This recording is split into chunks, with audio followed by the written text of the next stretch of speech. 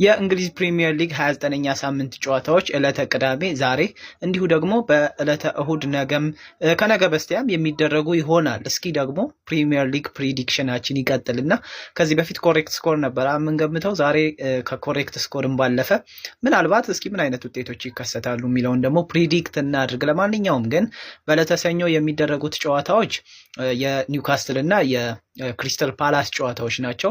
ከዛ በተረፈ ግን ዛሬና ነገ የሚደረገው ጨዋታ ግን እዚህ ከጀርባ ምስሉ ላይ የምትመለከቱት ጨዋታ ነው። በተለይ ደግሞ ኤቨርተን ከዌስትሃም የሚያደርጉትን ጨዋታ እንግዲህ ይህን ጨዋታ ስንት ለስንት ትገምተዋለህ ካላችሁኝ ኤቨርተን ወቅታዊ አቋሙ በጣም ጥሩ ስለሆነ እኔ ኤቨርተን በሜዳው 2 ግብ ሊያስቆጥር ይችላል ብዬ አስባለሁ።